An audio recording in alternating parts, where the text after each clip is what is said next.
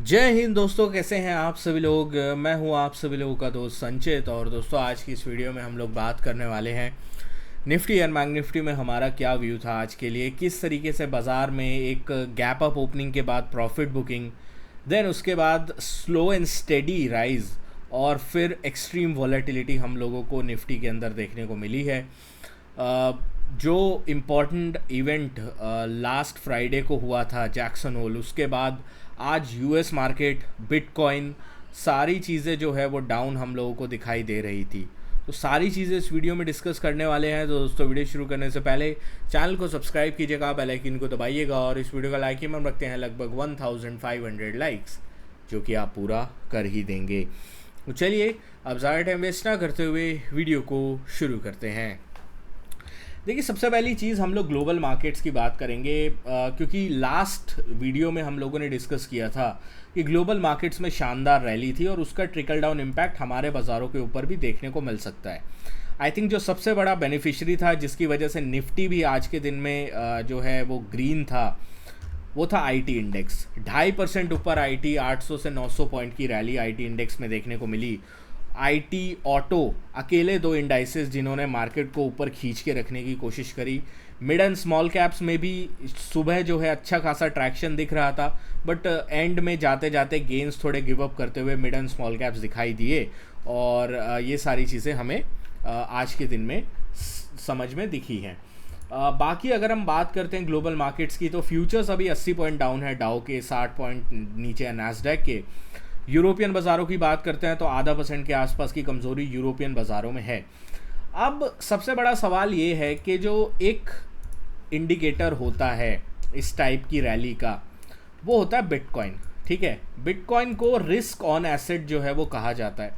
मतलब जब भी बीटीसी में रैली आती है तब ये समझा जाता है कि टेक शेयरों में तगड़ी रैली आ सकती है, और जो रिस्क ऑन एसेट है वहाँ पे अच्छी खासी रैली जो है वो बन सकती है।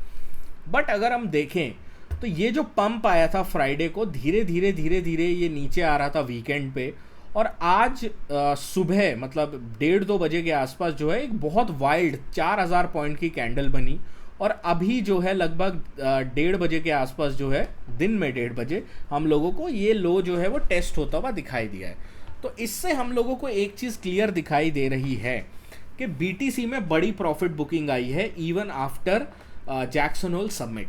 अब जैक्सन होल को बहुत ज़्यादा लोगों ने बहुत पॉजिटिव तरीके से लिया। इसको अगर मैं एक न्यूट्रल वे में देखना चाहूँ तो पवल साहब ने क्या कहा है, जेरोम पवल ने ये कहा है कि जॉब्स मार्केट ख़राब हो रहा है, इस वजह से मैं रेट कट कर रहा हूँ। मेरा काम है जॉब्स मार्केट को और इकोनॉमी को बचाना। अब इसमें कोई इकोनॉमी के लिए बहुत बड़ी पॉजिटिविटी तो उन्होंने नहीं बोली है। ठीक है, ये चीज़ आपको भी पता है, मेरे को भी पता है, और क्लियर कट दिख रहा है। तो इस वजह से मार्केट का जो एक ट्रू रिफ्लेक्शन होता है, मेरे हिसाब से आज यूएस मार्केट में बड़ा दिन है।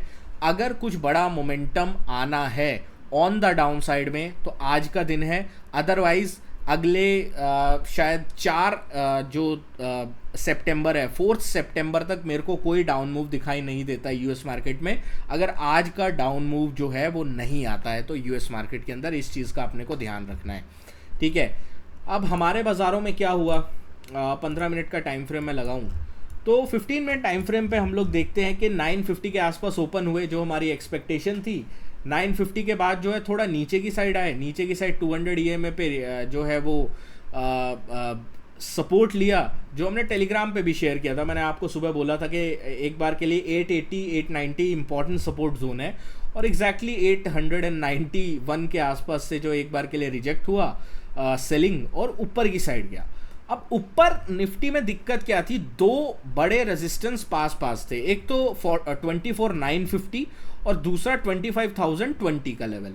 तो यहाँ से जो है बाजार ने कोशिश करी 2 बजे के आसपास एक ब्रेकआउट करने की, बट वो फेक आउट हुआ। बाजार 950 पे दोबारा आया, बड़ी ग्रीन कैंडल बनी, फिर बड़ी रेड कैंडल बनी, फिर बड़ी ग्रीन कैंडल बनी, और एंड में बड़ी रेड कैंडल के साथ बाजार 967 पे बंद हो गया। तो इसका मतलब ये है कि इस लेवल पे सेलर्स एक्यूमुलेट हो चुके हैं। अब ये सेलर्स कैसे निकलेंगे गैप अप से?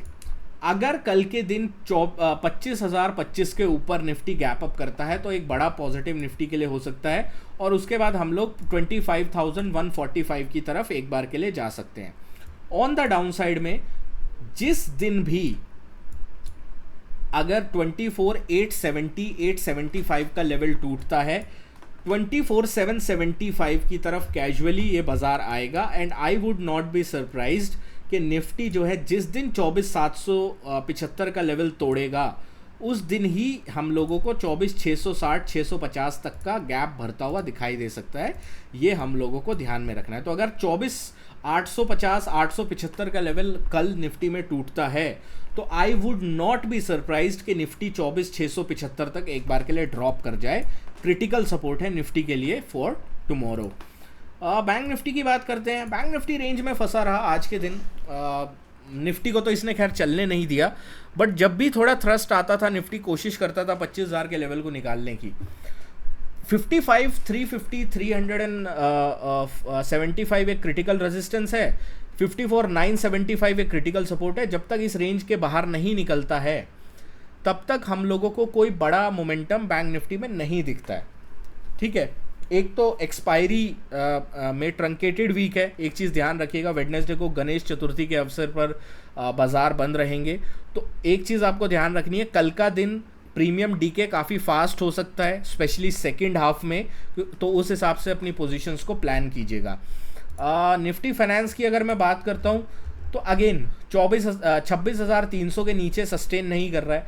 जैसे ही 26,300 के नीचे ये सस्टेन करने लगेगा, पहला टारगेट इसका सीधा 26,100 की तरफ मेरे को दिखाई देता है। तो 26,300 के नीचे अगर कोई भी आधे घंटे आधा घंटे के लिए सस्टेन करता है तो 26,135-130 की तरफ ये एक बार के लिए आएगा। ठीक है, सेंसेक्स की बात कर लेते हैं। सेंसेक्स में अगर मैं देखता हूँ ना 5 मिनट टाइम फ्रेम, तो बहुत ही ज़्यादा चॉपी प्राइस एक्शन था। अगर आप देखो ऊपर जाते हुए नीचे जाते हुए स्मूथ प्राइस एक्शन था, और इसी चीज़ का जिक्र जो है मैंने सेकंड हाफ में आप लोगों के साथ किया था। सेकंड हाफ में मैंने टेलीग्राम पे आप लोगों के लिए अपडेट डाला था कि ऊपर तो जा रहा है मगर थ्रस्ट नहीं है, बहुत चॉपीनेस है, जिटरनेस है। तो लॉन्ग्स में थोड़ा कॉशियस रहना सेकंड हाफ में 1:30 बजे के बाद। और 1:30 बजे हमारा बाजार था अराउंड 81,750 के आसपास। उसके बाद यहाँ से 81,200 पॉइंट का डेंट आपको मिला होगा। अगर आप लॉन्ग में थे और इस मैसेज को पढ़ के थोड़ा आपने ट्रेल किया होगा स्ट्रिक्टली, तो आपका बेनिफिट ही हुआ होगा। तो अब कल के लिए हम लोग क्या रखेंगे, सिंपल रेंज रखते हैं। सारी ड्राइंग्स एक बार के लिए मैं रिमूव करता हूँ। तो निफ्टी के सेंसेक्स के लिए 81,750 और 81,550, ये दो लेवल हमें ध्यान में रखने हैं। अगर सेंसेक्स जो है कल इस रेंज को तोड़ता है तभी कोई डायरेक्शनल ट्रेड बनेगा।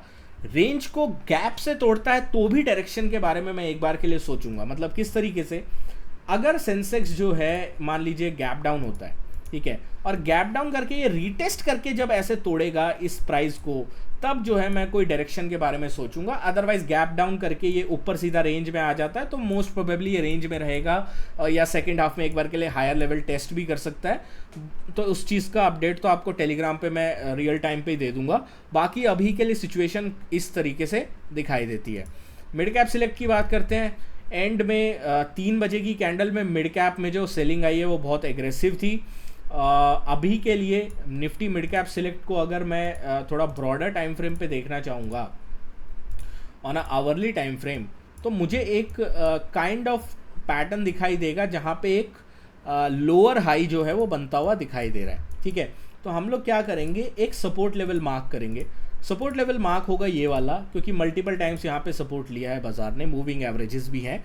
तो 12,900 एक क्रिटिकल लेवल है। 12,900 के नीचे अगर मिड कैप सिलेक्ट निफ्टी आता है तो एग्रेसिव सेलिंग की प्रोबेबिलिटी है टुवर्ड्स द टारगेट ऑफ 12,790। इस चीज़ का अपने को ध्यान रखना है। दोस्तों आशा करता हूँ वीडियो आपको पसंद आई होगी। वीडियो पसंद आए तो वीडियो को लाइक कीजिएगा। मिलता हूँ आपसे नेक्स्ट वीडियो में। Thank you so much for watching guys. जय हिंद, वंदे मातरम।